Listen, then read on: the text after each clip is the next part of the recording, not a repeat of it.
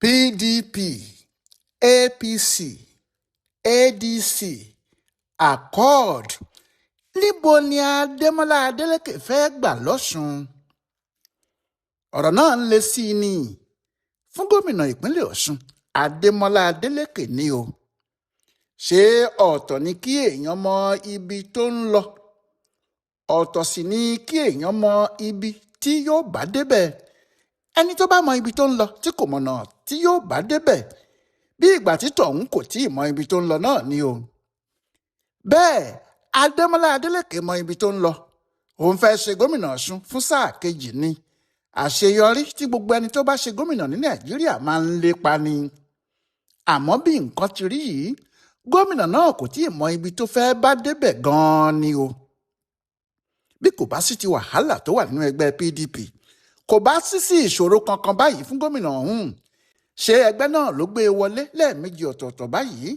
Àkọ́kọ́ ní 2017 nígbà tí yóò ṣe sẹ́nẹ́tọ̀ ọmọ ilé ìgbìmọ̀ asòfin àgbà láti gba ipò ẹ̀gbọ́n ẹ̀ Alhaji Isiaka Adeleke ṣẹ̀rùbà wọn tó lọ. Ẹ̀kejì sì ní ọdún 2022 tí wọ́n yàn án bíi gómìnà ìpínlẹ̀ Ọ̀ṣun tó sì wà nípò náà títí dàsìkò yìí. Orúkọ PDP ló sì fi ṣe gbogbo ohun tó ṣe. Ṣùgbọ́n nínú PDP lásìkò tí a wà yìí, iná ti jó kọjá orí kókó, ọ̀nà ti dé ìkóríta mẹ́ta ó pẹ̀ka, nǹkan ti dàrú látòkè wá. Ọ̀rọ̀ tó bá sì kan lèmọ́mù yóò kan gbogbo ara mọ́ṣáláṣí ni. Kò sí ẹni tó mọ ẹni tó ní PDP mọ́ báyìí. Bóyá tàwọn Nyesom Wike tí í ṣe mínísítà ìlú Àbújá tó ń pe ara ẹ̀ lọ́mọ Tinubu ni, tàbí tàwọn Ṣèyí Mákindé tí òun jẹ́ gómìnà ìpínlẹ̀ Ọ̀yọ́. Kò sí èyí tí Adeleke bá lọ ní àwọn méjèèjì tí kò ní í já sí ìnira nígbẹ̀yìn. Bó bá sì ṣòwò nínú PDP tó bá bá èrè ọjà pàdé tán, Ọlọ́run kò ní í jẹ́ kó ṣòwò náà fọmọ ẹlòmíì jẹ, torí wọ́n lè gba ipò náà padà lọ́wọ́ ẹ̀ nílé ẹjọ́ nígbà tí wọ́n bá ní ẹ̀ka ti PDP tó ti wọlé kì í ṣe ojúlówó, pé gbàrọ̀ gùdù ni. Ohun tí òun náà ṣe dákinní náà bí ọgbọ́n nìyẹn. Ẹni tí ò bá ní jẹ́ ká padà jẹun yó, èèyàn yóò ti ro tiẹ̀ mọ́kà láti ilẹ̀ ni. Adeleke mọ irú eléyìí, ó sì tètè ya yẹra fún wọn. Kùkùté kan kò gbọ́dọ̀ dání léponù lẹ́ẹ̀mejì. Adeleke ti mọ èyí ti pẹ́. Ohun tó ṣe fẹ́ tẹ̀lé wọn lọ sínú ẹgbẹ́ APC nìyẹn. Ká sì sọ tòdodo, ó gbìyànjú kinní náà dáadáa. Gbogbo ètò pátá tó lè mú nǹkan rọrùn ló ṣe. Nítorí fúnra ẹ̀ ló lọ sọ́dọ̀ aṣáájú àwọn olóṣèlú ilẹ̀ Yorùbá tí í ṣe aṣáájú APC fúnra ẹ̀, Aṣíwájú Bọ́lá Tinubu. Wọ́n sì jọ jókòó àjọsọ. Àmọ́ àwọn ọmọ gómìnà ìpínlẹ̀ àná níbẹ̀, ìyẹn Adégbóyèga Oyètọ́lá, kò fẹ́ kí kinní náà bọ́ sí i, nítorí pé àwọn ti rò pé àwọn ló kàn láti ṣe gómìnà ìpínlẹ̀ náà. Bẹ́ẹ̀ ni kò sẹ́nìkan tó mọ̀ pé Iyọ̀lá Omiṣore wà ní kọ̀rọ̀ ibì kan tó ń rúná sí kinní náà pé kò ní í ṣeé ṣe. Ó kù dẹ̀dẹ̀ kí Adeleke kó ẹrù ẹ̀ wọ inú APC lẹ́yìn tí àwọn aṣáájú ẹgbẹ́ PDP Ọ̀ṣun ti fún un láàyè pé kó máa lọ, tí wọ́n sì ti lérí pé ibi tó bá ń lọ làwọn ń tẹ̀lé lọ. Nígbà náà làwọn Oyètọ́lá, Omiṣore àti àwọn aṣáájú ẹgbẹ́ APC míì lọ́ṣun yọ ọwọ́ ìjà, wọ́n sì dènà dé ní gbogbo ọ̀nà. Wọ́n ní kò sí ohun tó lè ṣe, àwọn ò ní jẹ́ kó wọ inú ẹgbẹ́ náà. Kò sí ohun tí àwọn yìí bẹ̀rù jù pé tó bá ti wọ inú ẹgbẹ́ àwọn, àǹfààní kò ní sí fáwọn láti du ipò gómìnà mọ́, nítorí ohun tó ń ṣe gómìnà ni wọn yóò pé kó gba ipò náà kó máa ṣe lọ. Èyí ló ṣe jẹ́ pé pẹ̀lú bí Adeleke ti ṣe jà raburabu tó, àwọn tó yẹ kí wọ́n rọ epo mọ́tò sínú íńjìnì mọ́tò ẹ̀, wọ́n ṣèkà fún un. Nígbẹ̀yìngbẹ́yìn omi ni wọ́n rọ síbẹ̀, ni mọ́tò bá kọ̀ ni kò ṣiṣẹ́. Bẹ́ẹ̀ ni wọ́n tilẹ̀kùn ẹnu ọ̀nà ẹgbẹ́ APC mọ́ gómìnà tó fẹ́ràn ijó náà, wọn kò sì jẹ́ kó lè wọlé síbẹ̀, wọ́n lé e jáde ni. Látìgbà náà ni Adeleke ti ń fẹsẹ̀ palẹ̀, ọjọ́ sì ń lọ. Àsìkò tó yẹ kó ti kéde ẹgbẹ́ òṣèlú tí yóò ti du ipò gómìnà lọ́dún tó ń bọ̀ ti ń kọjá. Ẹ̀mọ́ ti ń lọ, àfẹ́ ti ń lọ, wọ́n tún ní kí wọ́n dìhò pinpin. Kí ló wá kù tó tún fẹ́ jáde lẹ́nu ihò? Àsìkò ń lọ kì í ṣe kékeré. Ọ̀rọ̀ náà kò sì fi ọkàn Adeleke balẹ̀ pẹ̀lú àwọn tí wọ́n fẹ́ tiẹ̀. Ìdí ni pé igi téèyàn bá fojú rénà á máa fọ́ni lójú. Ohun tó ń lọ ní ìpínlẹ̀ Ọ̀ṣun báyìí le gan, débi pé kò ṣeé dúró wò ni. Kálukú ti gbọ́dọ̀ tètè bẹ̀rẹ̀ ìrìn ẹ̀, nítorí àwọn alágbára ló fẹ́ kojú ara wọn lásìkò ìbò gómìnà 2026. bí Omiṣore bá rí tíkẹ́ẹ̀tì APC gbà tó bá jẹ́ òun ni yóò du ipò gómìnà lórúkọ ẹgbẹ́ náà, eléérú yóò sungi o. ẹni tí yóò bá fẹ̀yìn ọkùnrin olóṣèlú àtijọ́ náà balẹ̀ tọ̀hún yóò múra gidigidi, bẹ́ẹ̀ ni tọ̀hún sì gbọ́dọ̀ tètè bẹ̀rẹ̀ iṣẹ́ ìpolongo. ohun tí àwọn èèyàn Adeleke ṣe ń bẹ̀rù rèé pé kó tètè mọ èyí tí yóò ṣe, tí àwọn míín sì ti ń lérí pé gbogbo ibi tó bá ń lọ làwọn yóò tẹ̀lé e lọ. àwọn tó ń wòye ohun tó ń ṣẹlẹ̀ lọ́sùn pàápàá ní kì í ṣe ọ̀rọ̀ Omiṣore tàbí APC nìkan ni ìjayà nínú ohun tó wà nílẹ̀ yìí o. wọ́n ní ẹni tó bá mọ iṣẹ́ tí Ràúfù Arẹ́gbẹ́ṣọlá ti ṣe nínú ẹgbẹ́ tuntun tó mú wọ ìpínlẹ̀ náà, ìyẹn ẹgbẹ́ ADC, tọ̀hún yóò mọ̀ pé lásìkò tí ìbò náà bá dé lóòótọ́ pẹ́pẹ́yẹ yóò pọnmọ, ọ̀rọ̀ yóò sì búrẹ́kẹ́. wọ́n ní Arẹ́gbẹ́ àti ADC ẹ̀ yóò dán nǹkan wo. bí adẹ́tẹ̀ kò bá sì lè fún wàrà, àfàìmọ̀ kó má jẹ́ yóò da wàrà nù fún gbogbo àwọn tí wọ́n bá fẹ́ jẹ́ o. wọ́n ní bí ẹgbẹ́ Arẹ́gbẹ́ kò bá fi lè wọlé, yóò da nǹkan rú fún ẹgbẹ́ míì tó bá yẹ kó wọlé.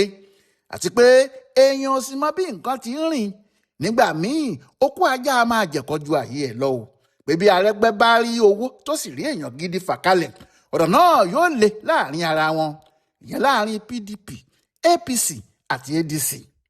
ohun tó jẹ́ kí àwọn kan bẹ̀rẹ̀ sí sọ̀rọ̀ nìyẹn pé ọ̀rọ̀ òṣèlú ò sì le tó bẹ́ẹ̀ o. nígbà tí gbogbo ọ̀nà dàbí pé ó dí báyìí, bí Adeleke bá bá Arẹ́gbẹ́ṣọlá sọ̀rọ̀ tí àwọn méjèèjì bá sọ àsọyépọ̀ láàrin ara wọn, kò sẹ́ni tí yóò lè dá ADC dúró mọ́ o, bó bá ṣe pé níbẹ̀ ni Adeleke lọ. ṣùgbọ́n eléyìí náà yóò le gan ni pàápàá. Arẹ́gbẹ́ ti ní àwọn ọmọ tó ń pọ̀n lẹ́yìn tẹ́lẹ̀, tó sì ti fọkàn sí pé àwọn ló ní kinní ọ̀hún, àwọn lòun yóò fà kalẹ̀. kò sì ṣiyèméjì pé ẹni yòówù tí òun bá fà kalẹ̀ ni yóò wọlé. eléyìí lè má jẹ́ kó fẹ́ẹ́ fẹ̀yìn pọn Adeleke pé kó wá dupò gómìnà lọ́dọ̀ àwọn. Adeleke pàápàá kò sì ní fẹ́ lọ sínú ADC láti lọ bá Arẹ́gbẹ́. ṣé wọ́n ti na ọwọ́ rẹ̀ síra wọn tẹ́lẹ̀? kódà Adeleke ti lọ sọ́dọ̀ Arẹ́gbẹ́ṣọlá láìmọye. gbogbo yòówù tí Arẹ́gbẹ́ sì ń ṣe ló máa ń ṣe àtìlẹ́yìn fún un. àfìgbà tí Arẹ́gbẹ́ gbé ẹgbẹ́ òṣèlú ẹ̀ dé tó di pé Adeleke gan-an ló ń pariwo pé àwọn fẹ́ lé lọ, tó sì ń sọ pé ìjọba tọkùnrin náà ń ṣe ò dáa, tí ọ̀rọ̀ náà sì le débi pé àwọn ọmọ Adeleke náà bẹ̀rẹ̀ sí í fún un lésì, tí wọ́n ń dá Arẹ́gbẹ́ lóhùn, tí wọ́n ń pè ní bàbá Fúsá. kódà ìjà náà di tẹ̀gbọ́n gómìnà, ìyẹn Dèjì Adeleke, nígbà tí Arẹ́gbẹ́ṣọlá bẹ̀rẹ̀ sí sọ̀kò ọ̀rọ̀ ránṣẹ́ sí i. nídìí èyí, ìṣòro gan-an ni yóò jẹ́ fún Adeleke láti lọ ṣe ọmọ ẹ̀yìn Arẹ́gbẹ́. gbogbo ẹni tó bá sì wà nínú ADC lọ́sùn, ọmọ ẹ̀yìn Arẹ́gbẹ́ ni. níbi tí ọ̀nà náà ti dé orí àpáta tó pin ní ti ADC nìyẹn. àwọn èèyàn ti wá ń rò pé ǹjẹ́ nǹkan kò ti dàrú pátá fún Ademọla Adeleke báyìí, àbí ọ̀nà wo ló fẹ́ gbà jáde nínú ohun tó wà nílẹ̀ yìí. àsìkò náà ni Ọ̀rúnmìlà gba ẹnu babaláwo sọ̀rọ̀. ṣé ọ̀rọ̀ tí babaláwo bá sì sọ, Ifá náà ló sọ? Ọlágúnsóyè Òyìnlọ́lá ni o. ọkùnrin náà sọ̀rọ̀ lọ́sẹ̀ tó kọjá ni o. ló bá ní ẹgbẹ́ òṣèlú kan ṣoṣo tí òun mọ̀ pé Adeleke lè lọ níbi tí ọ̀rọ̀ dé dúró báyìí, ẹgbẹ́ àkọọ̀dù ni o. ó ní bó bá fẹ́ lọ sí APC, òun ò jẹ́ bá a lọ, nítorí òun gẹ́gẹ́ bí akọ̀wé ẹgbẹ́ PDP tuntun ní 2013 tó jẹ́ òun lòún ṣáájú àwọn ọmọ ẹgbẹ́ tó kù àti àwọn gómìnà àwọn lọ sínú APC tí àwọn jọ dá sílẹ̀ nígbà náà. òun mọ̀ pé kò sí nínú ìwà àti ìṣe àwọn APC láti mú àdéhùn kankan ṣẹ, pé àdéhùn yòówù tí wọ́n bá ṣe fún Adeleke, òtún bá ń tẹ́ni yóò padà já sí o. ó ní ìyẹn lòun ṣe mọ̀ pé kò sí ẹgbẹ́ kan tí Ademọla Adeleke lè sáré wọ̀ tí yóò sì ṣe dáadáa níbẹ̀ báyìí ju àkọọ̀dù lọ. níwọ̀n ìgbà tó ti jẹ́ Oyinlọ́lá ló sọ̀rọ̀ yìí, tó sì jẹ́ nínú àwọn alátìlẹ́yìn tí Adeleke gbójúlé nínú ìrìn àjò ẹ̀ yìí ni. gbogbo èèyàn ló mọ̀ báyìí pé tí kò bá já, tí kò bá ru, nínú àkọọ̀dù ni Adeleke yóò balẹ̀ sí. ọ̀rọ̀ náà ìbá dáadáa o, nítorí fún ọ̀pọ̀lọpọ̀ olóṣèlú, bí nǹkan bá ti fẹ́ dàrú mọ́ wọn lọ́wọ́ báyìí, inú ẹgbẹ́ àkọọ̀dù ni púpọ̀ wọn máa ń sá lọ. ọ̀kan nínú àwọn ẹgbẹ́ tó fààyè gba àwọn ọmọ ẹgbẹ́ pàjáwìrì ni. orí ẹni eégún lé lọ, òòfà lọ́bẹ̀ láni, gàwúrí gàwó nà, owó lọ́wọ́ ẹ̀yìn lẹ̀ ni. ẹni tó bá ti kó owó dénú ẹgbẹ́ náà, tàbí ẹni tó bá gbé agbára débẹ̀, ẹgbẹ́ náà ti ṣetán láti gbà á lálejò. ẹni tó mú kí ẹgbẹ́ náà gbajúmọ̀ gan nílẹ̀ Yorùbá níbí ní Rashidi Ládọjà nígbà tí bàbá náà ń ṣòṣèlú kó tó di kábíyèsí Olúbàdàn tuntun. Ní 2011 ló fẹ́ fi ẹgbẹ́ náà ṣe gómìnà Ọ̀yọ́. Ó tún gbìyànjú ẹ̀ ní 2015. Nígbà náà ni àwọn ọmọ àkọọ̀dù sì pọ̀ gan nílé ìgbìmọ̀ asòfin wọn. Nídìí èyí, bó bá jẹ́ nǹkan lọ dáadáa ni Adeleke kò lè ní wàhálà kankan kó wọlé kanlẹ̀ bí ọ̀rọ̀ àwọn ọmọ ní dáńfó ni, kó wá máa lọ geere bíi Skoda, kó jókòó kó du ipò gómìnà ẹ̀ láti ibẹ̀ láì ní sí wàhálà kankan ni. Ṣùgbọ́n nǹkan ò lọ déédéé nínú àkọọ̀dù náà. Àwọn ẹ̀ka méjì ni wọ́n ń jà sí báyìí. Maxwell Ngudem ni alága ẹgbẹ́ náà. Àmọ́ lóṣù tó kọjá yìí làwọn kan dìde tí wọ́n ní àwọn náà ti yọ ọ́ dànù, kò sì gbọ́dọ̀ pé ara ẹ̀ ní alága ẹgbẹ́ náà mọ́ níbikíbi. Bẹ́ẹ̀ ọdún tó kọjá yìí ni wọ́n ṣẹ̀ṣẹ̀ yàn án sípò alága o. Àwọn tí wọ́n ń bá Maxwell fà á yìí ni àwọn ti Chris Imumolen. Òun ló ṣáájú wọn. Bẹ́ẹ̀ Chris yìí ló du ipò ààrẹ lórúkọ ẹgbẹ́ àkọọ̀dù ní 2023. Ó wà lára àwọn tó kojú Tinubu.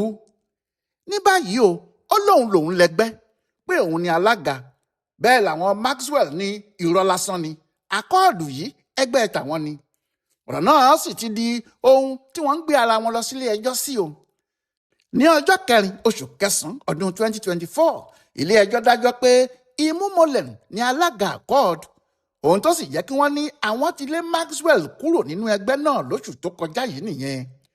Ìyẹn ní ọjọ́ 13 oṣù kọkànlá yìí, kí àwọn Maxwell tó sáré jáde ní ọjọ́ kejì tí wọ́n ní Imumolen kò lè lé àwọn nítorí kò sí níbẹ̀ nígbà tí àwọn ń dá ẹgbẹ́ náà sílẹ̀. Gbogbo eléyìí sì ń dá o. Ó dáa nítorí àwọn Wike kò tíì bá wọn lọ́wọ́ sí.